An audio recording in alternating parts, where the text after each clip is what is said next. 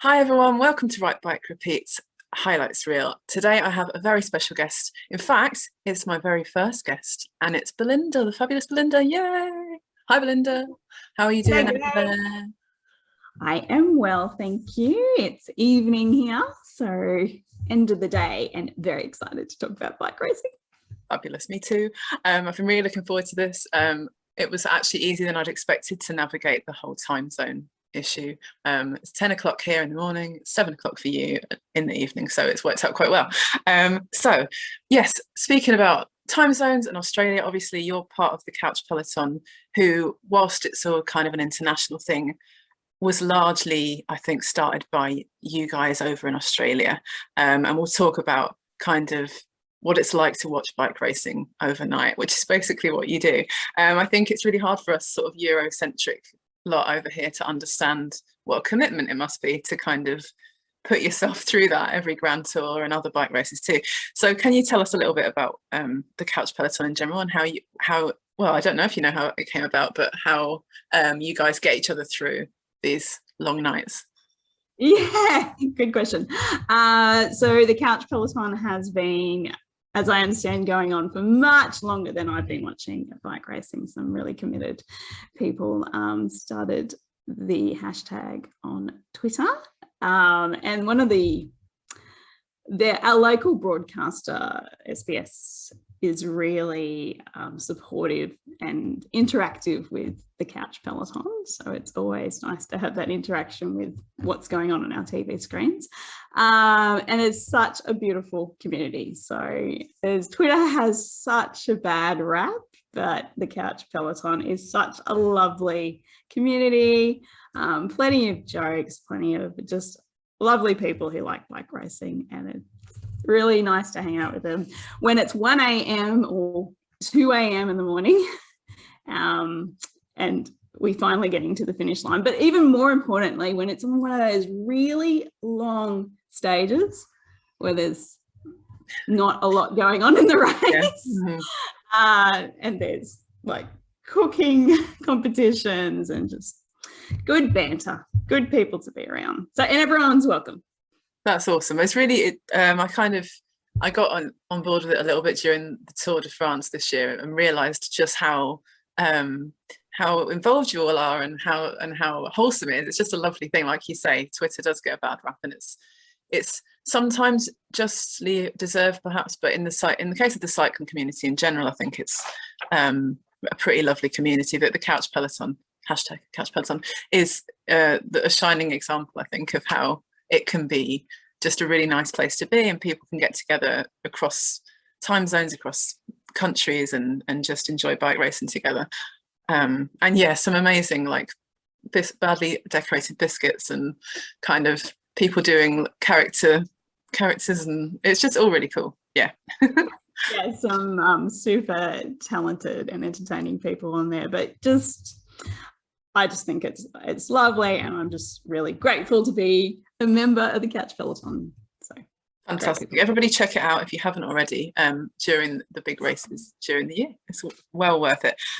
So in terms of your contributions to Twitter, we've come to know you for your hot mess maps and your rookie racing recaps, both of which are massively like creative and fun and actually really informative as well. It's really cool catching up with them every day. So how did you get the idea for them?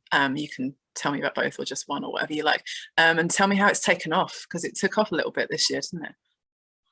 Yeah, it's completely different to my day job. I won't go too much into that, but I don't normally have maps behind me. I don't normally put my own hot mess maps up on the wall, but it just looked like I was in some type of hostage white wall situation. So I thought I'd put them up.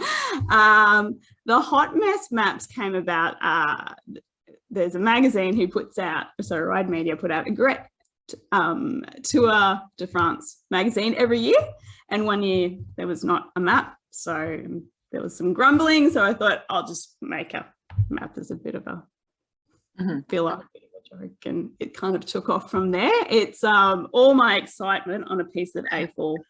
You can definitely feel that, definitely. Yeah, I love it. It's fantastic.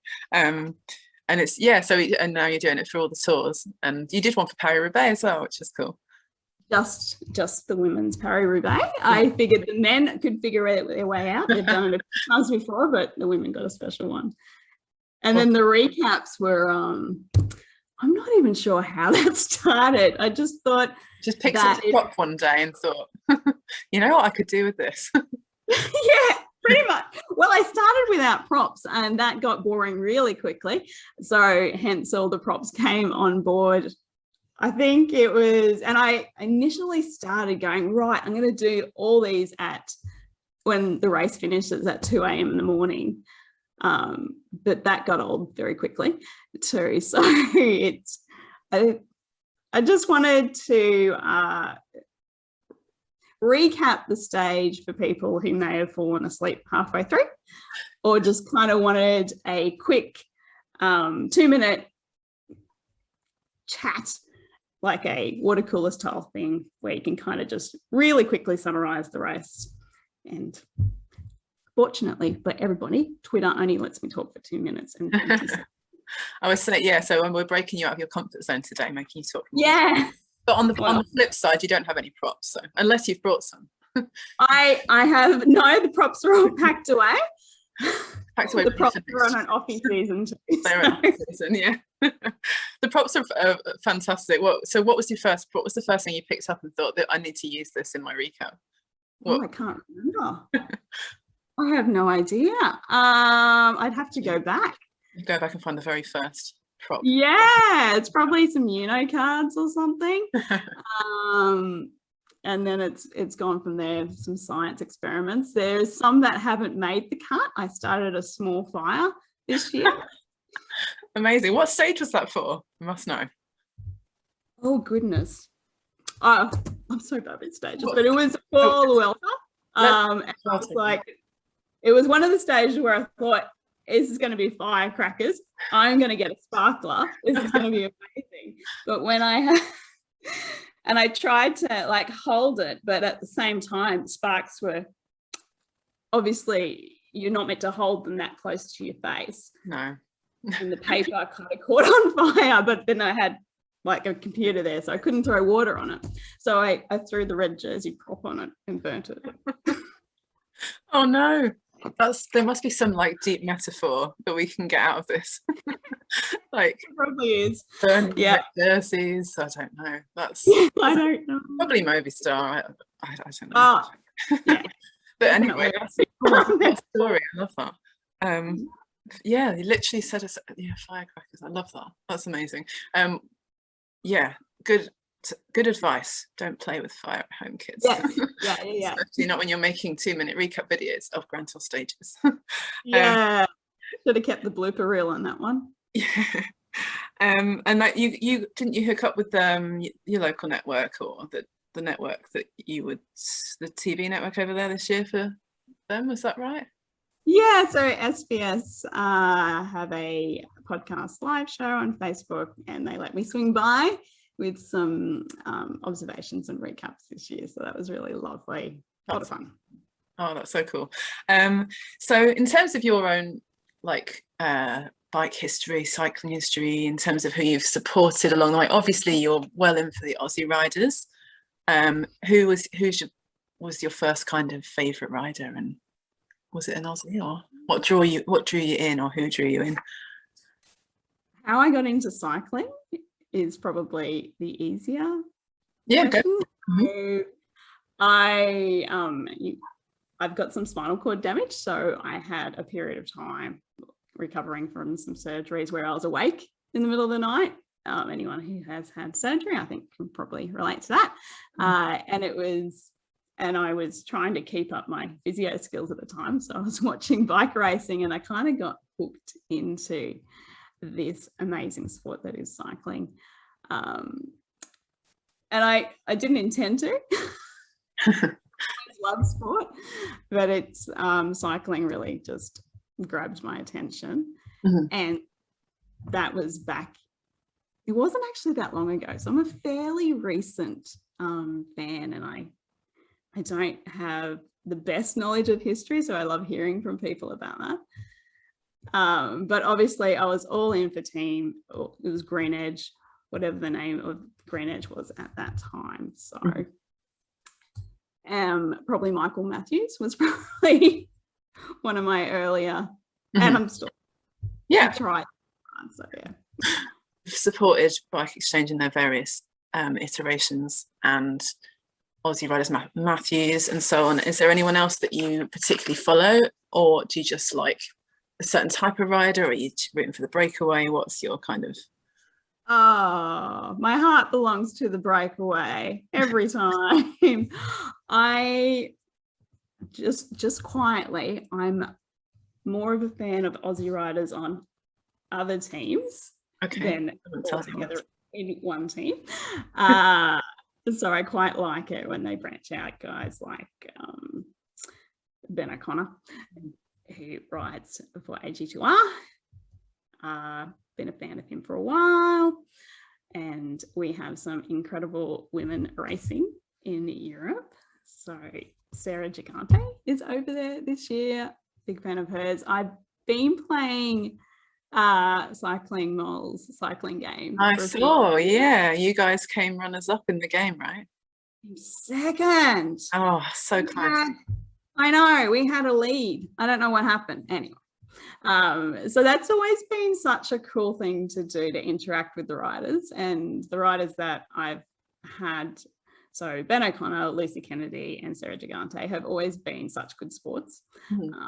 And really open to having a chat. So it's nice. It elevates your support, doesn't it, when you get to interact, and it's nice. Yeah. Yes. You guys have done a great job, like building up that relationship. I mean, she's obviously a really exciting rider coming through, and next season feels like it could be her year, maybe. Yeah. Look out. This is our warning shot. She's coming. You've heard it here first, everyone. Look out for Sarah Gigante. Excellent. So let's move on to your answers. So we've got, obviously, there's a few categories that I've sent you to come up with answers, and then we're going to chat through your stories and the things that you're going to take away from 2021. So we'll start with your biggest cheer moment. So this is maybe not the best race, maybe not the best stage or whatever, but the moment that had you leaping out of your seat, the moment that had you shouting at the TV, or however you like to celebrate, what was it for you?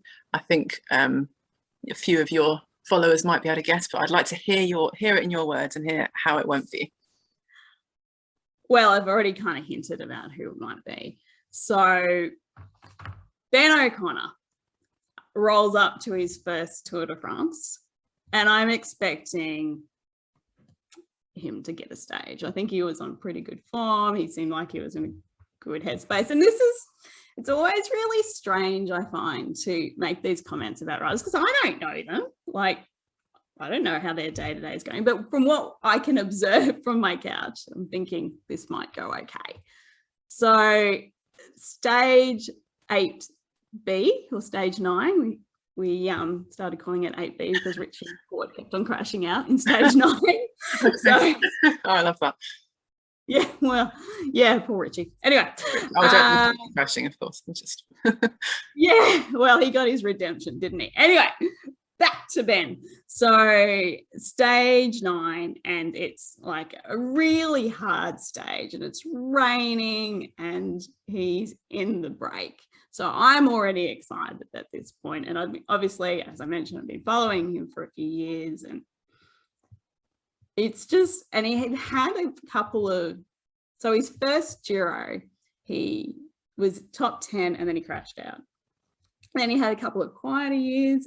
And so now we're at the Tour de France and he's going to go for it. He's in the break. So I'm excited. And it's looking good. It's looking really good.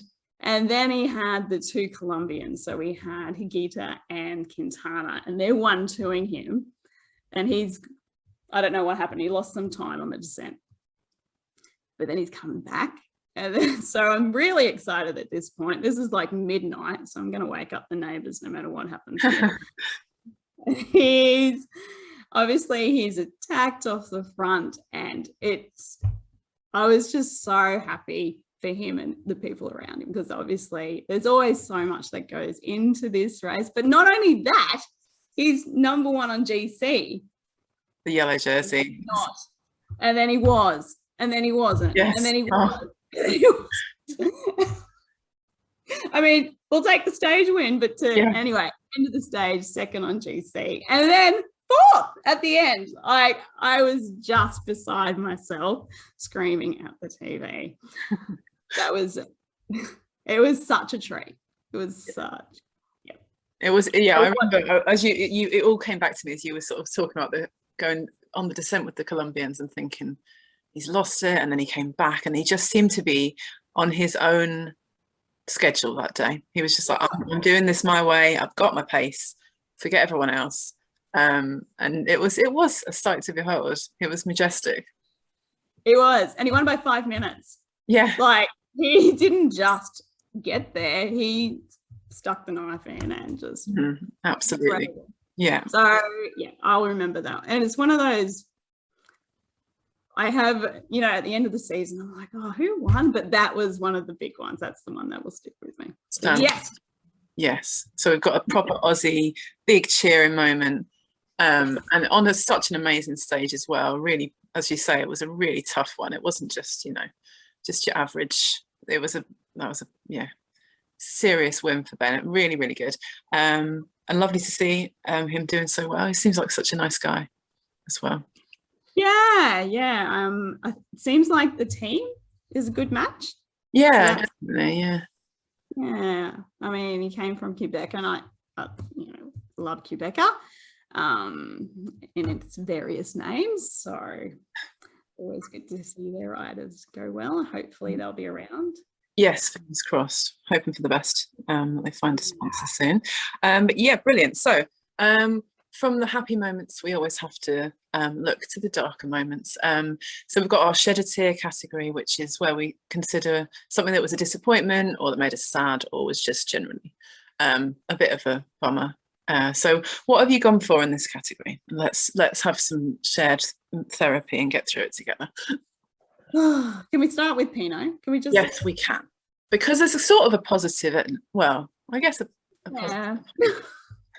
So tell me about Pinot. How he's one of your favourites? I've got such I mean, there's pictures of him with his donkeys and his goats. I mean, I just want good things for Pinot next year. Right. Gonna be great. And then Bex has not had the best year, so Bike Exchange has not had their most productive year, but again next year, a couple of sad ones there. But probably the big one was when Mahoric landed on his head. And it's funny is like when you watch a lot of bike racing, you'll see crashes, and it's never nice, but you that's part of bike racing, unfortunately. And certainly my history as a physio, we deal with lots of injuries, and my work now. But that crash actually made me turn off the TV and just, I actually had kind of a visceral response to it. It would just look so. It was.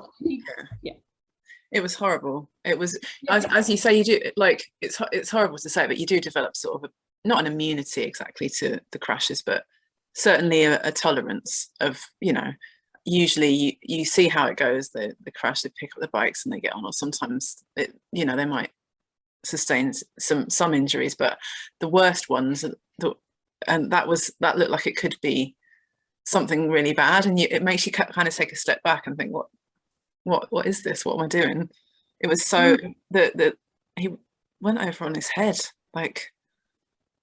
And I guess, I mean, spinal cord damage and injuries is a part of my life and some of the work I do too. So I think it was really close to home to watch that. But then he kind of stood up and his bike snapped in half. And they just bring him a new bike. I don't think I'll ever get used to that. No, that I think there needs to be some work done, I think, on that expectation that riders are just going to get back on bikes. Like at least a new helmet. He just landed on that one.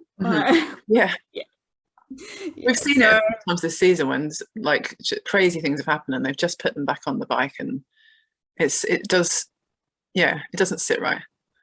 No, and I think so this season I think that was the one that upset me the most to see, and obviously he was fine and he went on to have a cracker of a season. Yeah, it's almost like this, I don't cycling gods or fate or whatever you want to call it intervened there and just said, right, Mate, you've had the worst of your season, go and get some success. And with Valverde's crash, like, again, looked like it could be so much worse than it was, and he got so lucky and then came back and won again. So it's kind of, thank goodness, basically. Not everyone bounces. So but when you're watching bike racing, that's part and parcel, sadly. Some of them definitely hit closer to home than others, for sure. That gut punch, hey.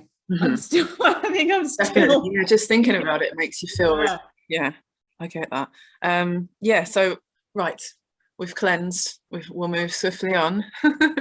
So this time I want you to tell me about something that really surprised you this season, and it could be a rider or a performance or a race. What surprised you? I'm just going to use this to talk about the Vuelta, right? Yes. But that's fine. We need to talk about the Vuelta. I think you and I are of one mind when it comes to the Vuelta. Best Grand Tour, right? Yes. What didn't surprise me was a Roglic, obviously. Of course. No risk, no glory. No, that's it. And Landa having a Landa.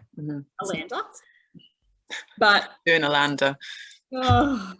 Oh dear. He's another one, isn't he?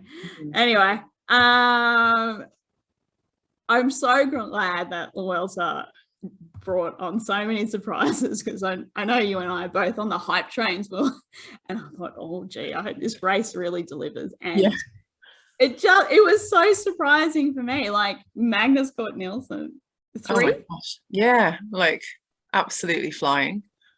Yeah. And just pick and choose which one you want to do, Magnus. Oh, you want to do a flat one today? You want to win that one? You want to do a mountain one? Like, did you get bored? I think that's the thing about the Vuelta that I love so much, is that every year it delivers something or multiple somethings that you're just not expecting. Yeah. At that point in the season, it's like anything goes. Yeah. What can we do? What can we throw at you? Mad parkour and just like just performances that haven't been there all season. Magnus Cort, a great example. Anything else surprise you in the Vuelta, or which bit surprised you most? That might be more. Michael Storer. Oh yeah, of course. I was really, I should have been paying more attention, shouldn't I? Was surprised and happy to see, but and then from Bardet got his swagger back. So seeing those two go for the King of the Mountain, that was really classy. Gino. Oh yes. White jersey winner, Gino Medeiros. He's kind of, he won the, what did he win? He had that Paris-Nice. Oh yeah. Roglic, and everyone was all a bit, but he was so classy about it. He's like, well, I just had to be faster to the line. And so the promise was there. So I shouldn't say it was a surprise, because it was bubbling, it was coming, but maybe a surprise to him. Like, it was just so lovely to see, and to see him take that young rider's jersey. So many good things coming out. I know. See, people, if you're not loving the Vuelta most, you're doing it wrong. I think that's the thing, that all the Grand Tours have such a lot to say about them, that, so many good qualities, but the Vuelta always brings quite a lot of joy, I find, and I think that was really joyful this year.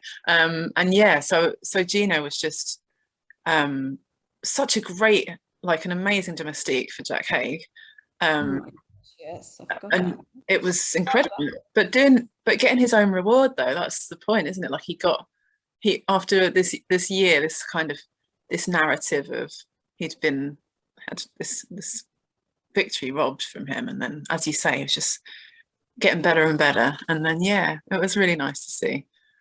It's great. And then he was, sorry, I did forget he was working so hard for Jack, and he was like all in whatever he had to do, and it's always so, I mean, we love watching the domestiques do their thing, right? Absolutely. Like, genuinely, that's one of my favorite things about cycling, is just marveling at. I know they're doing a job, and you could be cynical about it and say, well, they're getting paid to do it, but I just think it's a lovely thing to see a domestique absolutely burying themselves for their leader. It's, you know, it's noble, and I don't know, I'm a romantic at heart when it comes to sport, so I enjoy that element of it. Yeah, and I don't think it's like, you get guys like Tim de Klerk, that can't just be for the money. No, I don't think so. I think he loves that job, 100%. And he's just on the front for such a long time, those domestiques, and the first 100K riders who are just doing bottles backwards. That blows my mind, to be able to have the athletic skill and prowess to continue to go backwards and forwards and finish the stage after doing all that work. Yeah. And then in many cases carry on doing the same again day after day. Like, yeah, amazing, really, isn't it? Yeah. And I think there were sprinters there too. The poor sprinters. Dragging themselves over the mountains. Yeah. Jakobsen. Oh my gosh. What a comeback. Yes. Oh my gosh, yes. We could talk about Jakobsen like for a whole show. And Cav, and getting him through the mountains to get to the green jersey, and that photo of them all lined up going over the line within, like, what was it, like 2 minutes of the time cut or something. They would have piggybacked him. Yeah. They were going to do everything to get him across that line. I can't believe we I'm so glad you brought Cav up. That was a big surprise, wasn't it? Well, oh gosh, yeah. Well, yeah, no, I think it was. I think was, you know, if we turn back time even to like January, and Benji's Cav to the Tour hashtag, and everyone was like, oh, that's a lovely idea, isn't that funny? And we were all joking about it, and then, you know, the dominoes fell, and look what happened. And that's why we love bike racing, right? 100%, absolutely. The stories that, you know, you couldn't make them up, literally. I know people say that like all the time, but it's like films, isn't it, just happening? Yeah. I hope they make films of more films. That's my campaign. More films about bike racing. Yeah. Like, and, come on. Yeah, and more Movistar style docos. Oh yes, please. Like, could every team be contractually obliged by the UCI to produce like that kind of footage every year? That would be amazing. Thank you. Yeah. And Formula One style race radios. Oh yes. You can listen to the race radio. I would love that. I'm loving the Velon CC this year. That's been like, you know, seeing from inside the peloton and stuff, like that's been pretty cool. So yeah, but we need more. Give us more. Give us the race radios, hey Katy. Yes. Oh yeah. So cycling Twitter like tells them what they should be doing as they go. Yeah, I think so. Brilliant. What could go wrong? What could possibly go wrong? Just do a poll and decide who's going to go on. Yeah, who's going to break today? Decided by cycling Twitter. It's you. You're Van der Poel. Oh, you're going anyway. Oh well. You go. We're coming up with some solid ideas here. This is good. I'm going to contact the UCI immediately after the conversation. Yeah, just call us, guys. We're free. We've got ideas for days. So I'm going to move on to our next category. I called this one like a one memory, kind of, that you'd put in a box and remember the 2021 season. And yes, you're going to remember your biggest cheer moment, of course, but it's maybe one where you can step back a little bit and just look subjectively at the whole season and say what made 2021 cycling season for you so memorable, and what have you chosen? Paris-Roubaix. Oh my gosh. So how many countdowns did we have for women's Paris-Roubaix?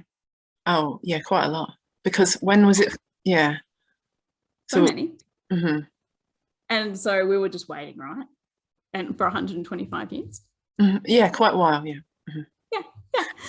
And it finally happened, and it was incredible. I was stoked to see Sarah Roy, our Australian national champ, line up on that start line in the green and gold.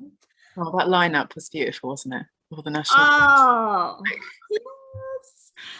And we will not stop asking for full coverage. Mm-hmm. This is a great start, and it's so great that the race is there, but we want to see all of it. We want to see the winning move. 100%, yeah. Like it's of all the races to need to see from the beginning, sure, yeah. Paris-Roubaix is the one. Yeah, but it was just so good, and to see some of the pictures at the finish line, and obviously it was a wet Roubaix, so cycling has given us a lovely gift this year for women's Paris-Roubaix, and the blokes got a bit muddy, didn't they? A little bit. It was like, who is that now? Yeah, exactly. Did you see the footage of them hosing down Sarah Roy? Oh yeah, it's so funny. You would have to, wouldn't you? I think she got proper clattered in a crash as well, didn't she? Or did I make that? Yeah. Crash, but she came through it. Yeah, tough as. Like, I would have just stayed down and gone home. Mm-hmm. Yeah, no. Oh no, sorry, I can't get back on my bike. I'm very sorry. Oh my God. I know. Yeah, but it was just, I always think that if you're going to show a friend who's not really into cycling a race, I reckon this year's both the Paris-Roubaix would be a great hook.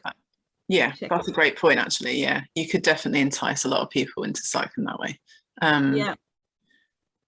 Yeah, just everything about it's so iconic. And also, can we please have the Forest of Arenberg for the ladies, because that would be nice. So we'll add that to our list of requests.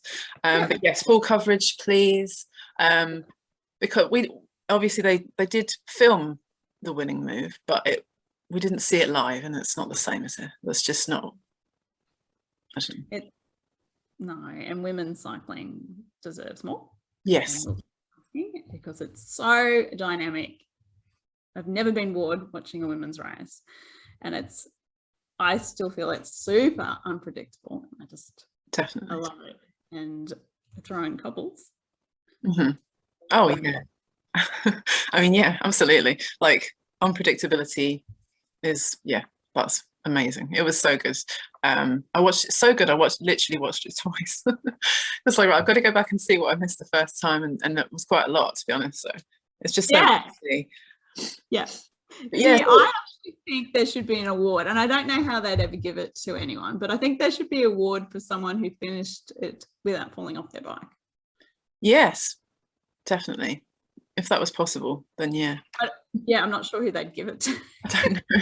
Would it be an honesty system? Yeah. Anybody?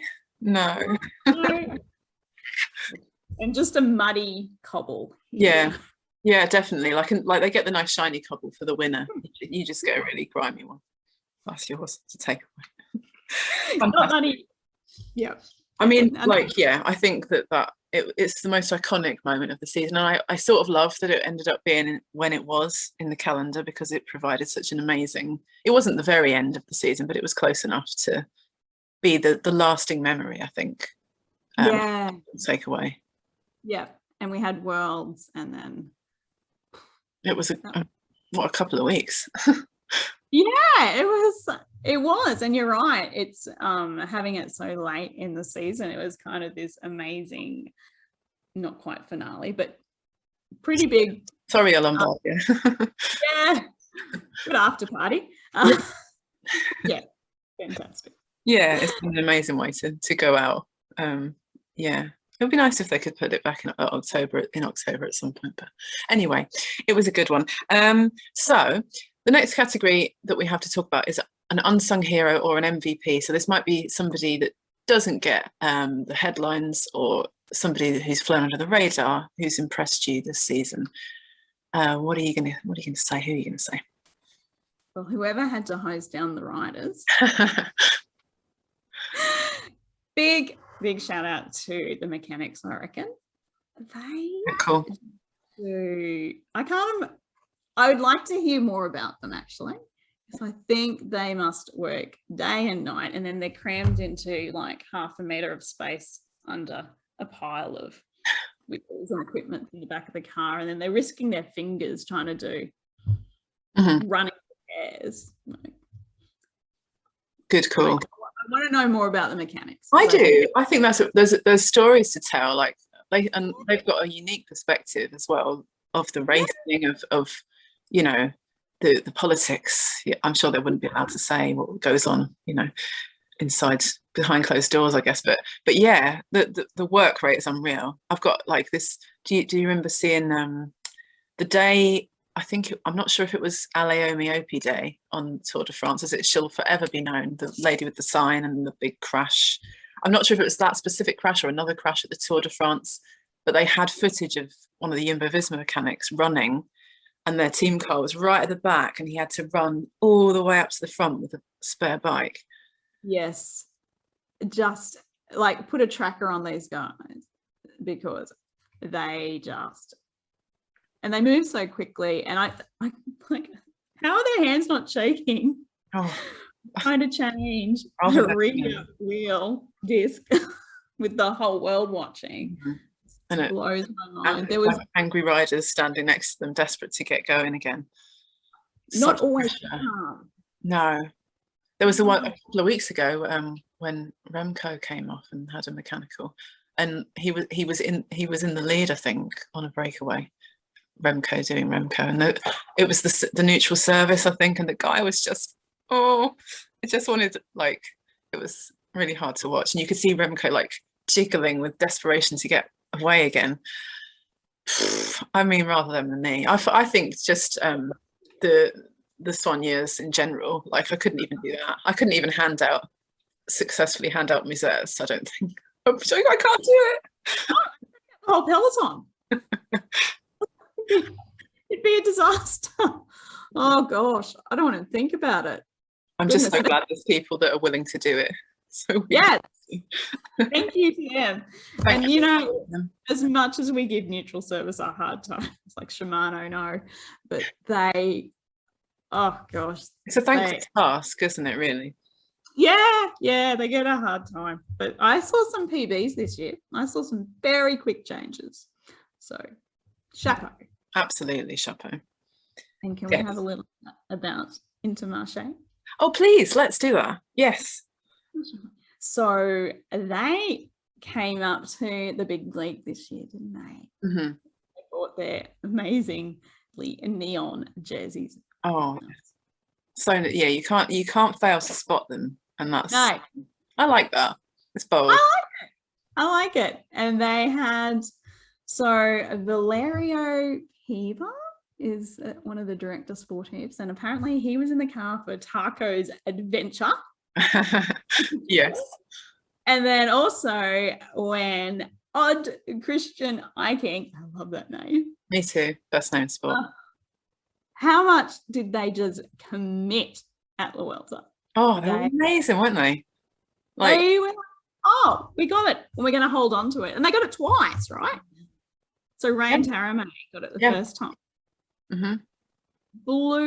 This should have been my surprise, hey? But anyway, I think unsung hero, underdog, maybe.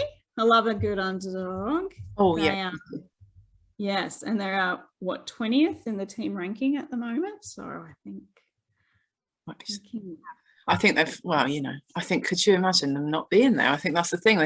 They've been front and center of our like discussions, like cycling fans in general, for quite a lot of the season, and because they're really achieving. And the Vuelta was brilliant. Just, you know, they had more than one guy doing a good job. Like, Yes. Mindkeys as well. He's yeah, Louis. Louis had a great ride as well. So it was just like you had almost 3 different people that they were going for GC with, and it was just like, this is amazing. Like, yeah, imagine the bus. Oh yeah.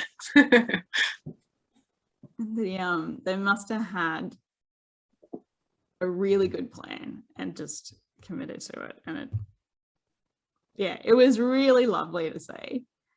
Definitely. You're right though. I had it wasn't just these one-off performances, was it? No, exactly. It was a full team performance, and they just really gave it everything. It was brilliant. Yes. Fair play. So, well done. And looking forward to seeing what they can do next year. I think so. I think they have a real confidence boost, and they know that they can do it, and they know they belong on the front of the peloton. So let's go. Let's go. 100%. Let's do this. Love it. Fantastic stuff. Right, we have one last category, and this is really a category. It's one for the road. So anything else that we haven't talked about that you feel we need to remember from the year, or something you're looking forward to for next year, anything else, any other business essentially? Well, let's talk about next year. Okay, let's do it. Because it's our turn. Is it? Right. The world champion. Yes. And I do not want to hear one complaint about the time zone. We're not going to start the race at 6 a.m. just to keep you lot happy. It's our turn. It's your turn. It is 100%. I am so excited about this. I booked my accommodation. I'm going to be there, and it's like booking out. So I can absolutely imagine it's going to be absolute chaos, party time for a full week. And I've only ever seen one race live, so this is big. It's big. I am so excited for the gong in 2022. The gong, I love it. Yeah, I'm excited for you guys. I think it's like you deserve a race. I mean, with the Tour Down Under getting cancelled again. Sorry, we've gone back to shedding a tear, haven't we? I mean, we'll have, and this is the thing, a lot of our riders are geographically kind of stuck over in Europe, and I don't think a lot of will come home for the road nats. So I am hoping they get a chance to come home for World Champs. So obviously then I want every Australian to be picked for the team. So yeah, it's going to be a tricky one. You need an A team and a B team or something. Yes. Oh, can we?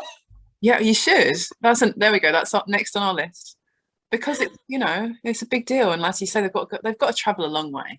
They want to represent. Yeah, we're on an island here. We're stuck over here, so yeah, we're going to have to represent. You're right. Exactly.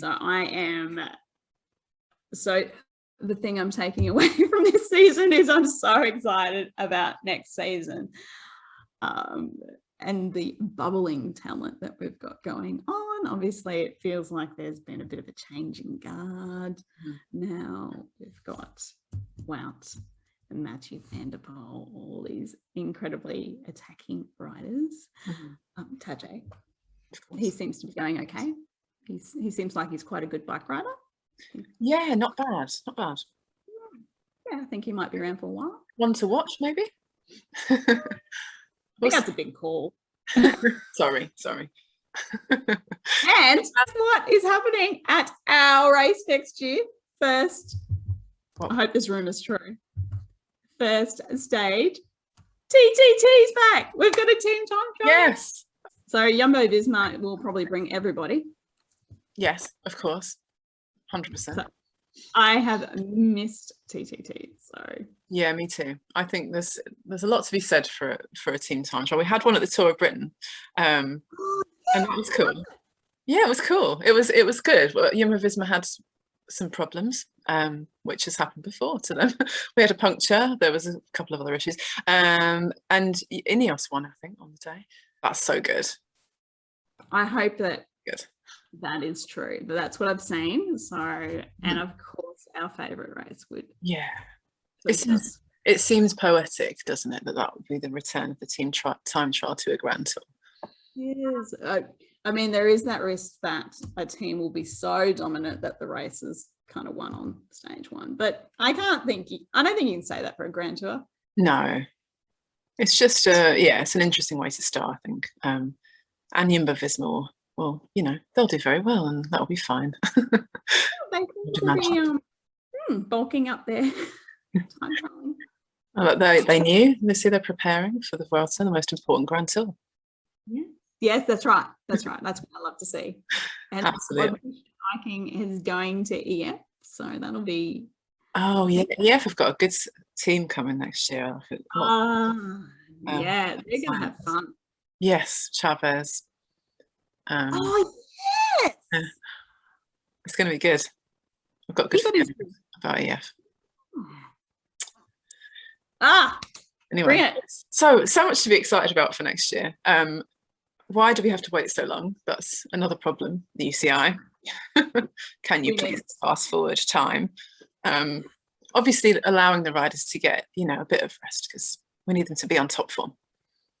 Yeah, and the Australian contingency needs to have some sleep. Yes, of course, absolutely.